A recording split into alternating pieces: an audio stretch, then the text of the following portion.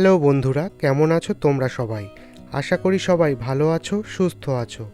আরও একটা নতুন ভিডিওতে তোমাদের সবাইকে স্বাগত জানাই। আজকের ভিডিওতে তোমরা দেখতে পাবে পুরীতে ঘুরতে এসে কোণারক ও ভুবনেশ্বরের সাইট সিন। কোন কোন স্পট ঘুরে দেখলাম এই সাইট সিনে সবটাই তোমরা জানতে পারবে এই ভিডিও থেকে। যে যে জায়গাগুলি আমরা ঘুরে দেখব সেগুলি হলো sand art museum, Chandrabhaga sea beach, Dhauli Shantistupa, Konark Surya মন্দির, লিঙ্গরাজ মন্দির, উদয়গিরি খণ্ডগিরি ও নন্দনকানন।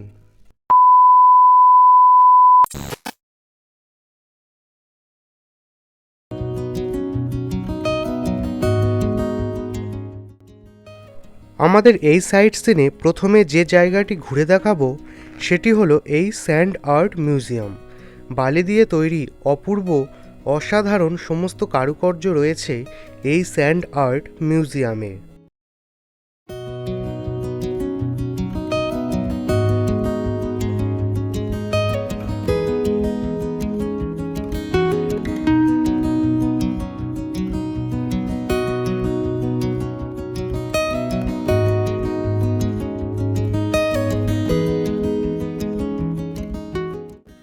এই স্যান্ড আর্ট মিউজিয়ামে বালি দিয়ে অসাধারণ সমস্ত কারুকার্যগুলি যিনি তৈরি করেছেন তিনি হলেন ইন্টারন্যাশনাল স্যান্ড আর্টিস্ট সুদাম প্রধান। এছাড়াও এখানে অসংখ্য ফটোর মাধ্যমে তাঁর এই অসাধারণ শিল্পকলা মিউজিয়ামের দেওয়ালে সুসজ্জিত করে রাখা রয়েছে।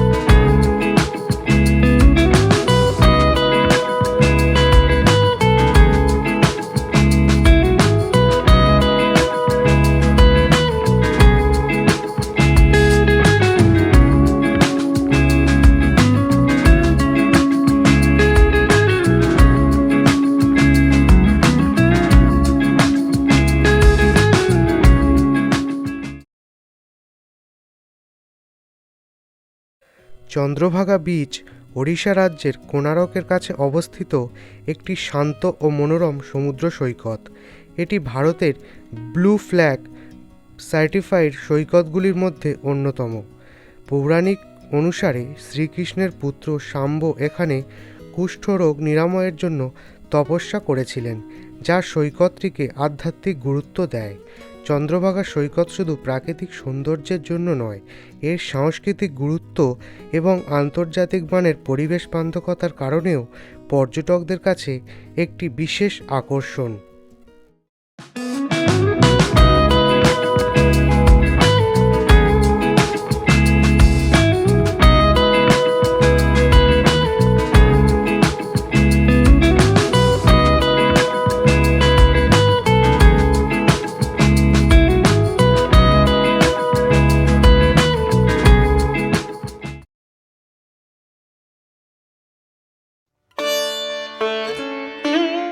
কোণারক সূর্য মন্দির ১৩০০ শতাব্দীতে পূর্ব গঙ্গ রাজবংশের প্রথম রাজা নরসিংহ দেবের দ্বারা নির্মিত হয়েছিল।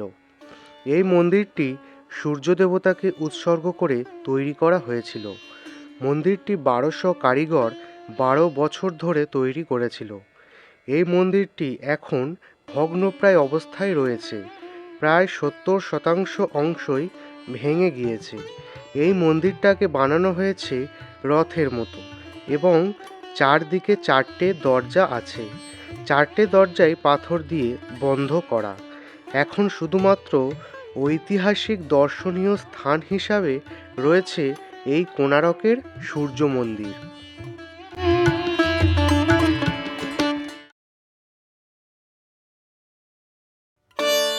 লিঙ্গরাজ মন্দির। এই মন্দিরে শিব এবং বিষ্ণু দুজনকেই একসাথে পুজো করা হয়। ভারতবর্ষে যতগুলো শিবলিঙ্গ রয়েছে কোনো শিবলিঙ্গে তুলসী পাতা দেওয়া হয় না। শুধুমাত্র এই লিঙ্গরাজ মন্দিরেই শিবলিঙ্গের ওপরে তুলসী পাতা আর বেলপাতা একসঙ্গে দিয়ে পুজো করা হয়। জানা যায় এই লিঙ্গরাজ মন্দিরটি পুরীর জগন্নাথ মন্দিরের থেকেও বেশি পুরনো মন্দির। এটি হলো লিঙ্গরাজ মন্দিরের সিংহদুয়ার এবং তার ঠিক পাশেই রয়েছে জুতো, ব্যাগ, মোবাইল এবং কোমরের চামড়ার বেল্ট জমা দেওয়ার কাউন্টার। এখানে আপনারা জমা দিয়ে মন্দিরে প্রবেশ করতে পারেন। ভেতরে চামড়ার কোনো জিনিস অ্যালাউ নেই। মন্দির লাগোয়া পাশেই রয়েছে একটি পুষ্করিণী এবং এই পুষ্করিণীর চারপাশে এরকম ছোট ছোট মোট 108টি ঘর বানানো রয়েছে। জানা যায় এই ছোট ছোট ঘরগুলিতে মোট 108টি শিবলিঙ্গ পূর্বে রাখা ছিল, কিন্তু বর্তমানে এখানে একটিও শিবলিঙ্গ রাখা নেই।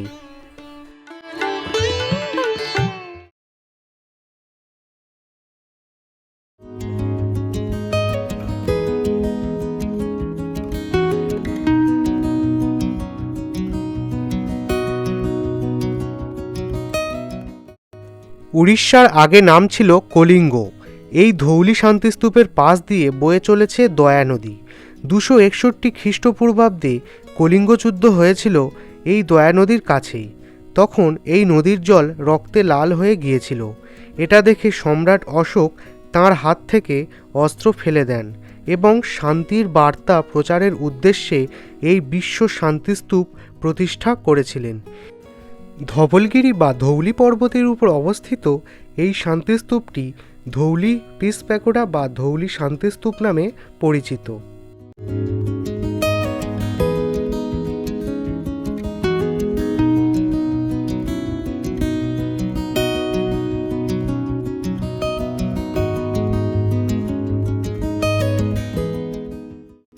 এই শান্তিস্তূপের চারদিকে আছে বুদ্ধদেবের 4 রকমের মূর্তি।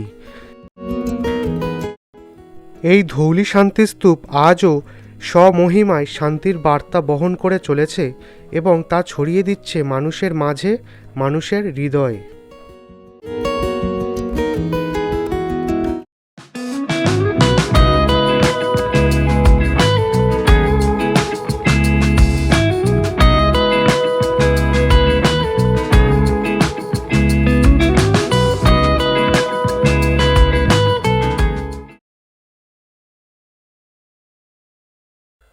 উদয়গিরি ও খণ্ডগিরি হল পাশাপাশি অবস্থিত দুটি পাহাড়ের নাম। উদয়গিরি ও খণ্ডগিরি পর্বতে রয়েছে কিছুটা প্রাকৃতিক ও কিছুটা কৃত্রিমভাবে সৃষ্ট কতগুলি গুহার সমষ্টি, যার প্রত্নতাত্ত্বিক, ঐতিহাসিক এবং ধর্মীয় দিক থেকে বিশেষ গুরুত্ব রয়েছে এবং এর অবস্থান ভারতের ওড়িশা রাজ্যের ভুবনেশ্বর শহরের নিকটে। এই উদয়গিরি ও খণ্ডগিরি পাহাড় দুটিকে হাতিগুম্ফা শিলালিপিতে কুমারী পর্বত নামে চিহ্নিত করা হয়েছে। এই গুহাগুলো চমৎকারভাবে খনন করা। এগুলো কলিঙ্গরাজ খারবেলের রাজত্বকালীন সময় জৈন সাধুগণের আস্তানা হিসাবে ব্যবহৃত হতো বলে ধারণা করা হয়। উদয়গিরি পাহাড়ে 18টি এবং খণ্ডগিরি পাহাড়ে 15টি গুহা রয়েছে।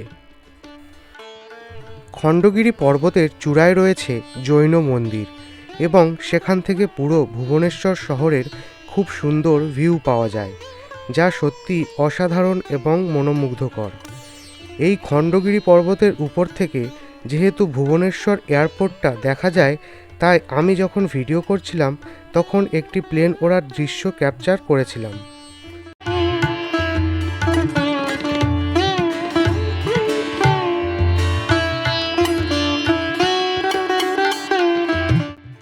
খণ্ডগিরি দেখার পর আমরা আর উদয়গিরিতে যাইনি।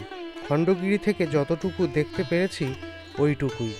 যাইনি এই জন্যই হাতে সময় ছিল কম এবং পরবর্তী গন্তব্য ছিল নন্দনকানন, তাই ওখান থেকে সোজা বেরিয়ে পড়লাম নন্দনকানন যাওয়ার উদ্দেশ্যে।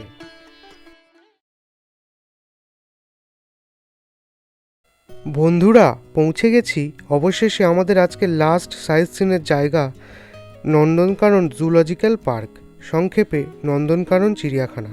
এটি ওপেন করা হয়েছিল 29শে ডিসেম্বর 1960 সালে।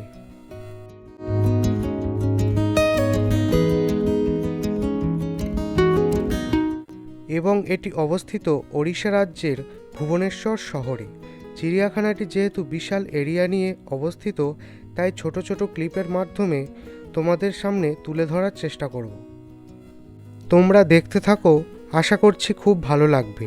বিশেষ করে আমার ছোট্ট দর্শক বন্ধুদের আরও বেশি ভালো লাগবে। দেখতে থাকো ভিডিওটা। পোজ দে ভালো করে। ও ভিডিওটা হলো দেখো, ভিডিওটা হলো দেখো শুধু। Thank you thank you.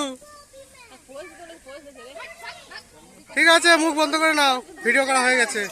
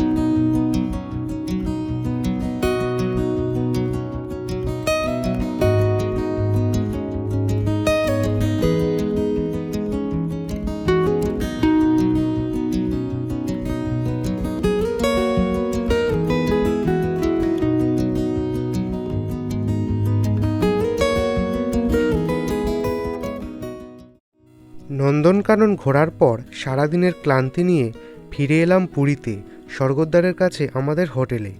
সন্ধ্যাবেলা পুরীর মেরিন ড্রাইভ রোড আলাদাই লাগছিল। আলোর রোশনাইতে সেজে উঠেছে গোটা মেরিন ড্রাইভ রোড। সমস্ত ক্লান্তিই যেন ভুলিয়ে দিচ্ছিল।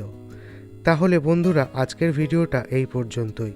ভালো লাগলে ভিডিওতে একটা লাইক করে কমেন্টে জানাতে পারো কেমন লেগেছে ভিডিওটা, এবং চ্যানেলে নতুন হলে অবশ্যই চ্যানেলটা সাবস্ক্রাইব করে পাশে থাকার অনুরোধ রইল। দেখা হচ্ছে পরবর্তী নতুন কোনো ভিডিওতে। ততক্ষণের জন্য সবাইকে টাটা বন্ধুরা। সবাই ভালো থেকো, সুস্থ থেকো।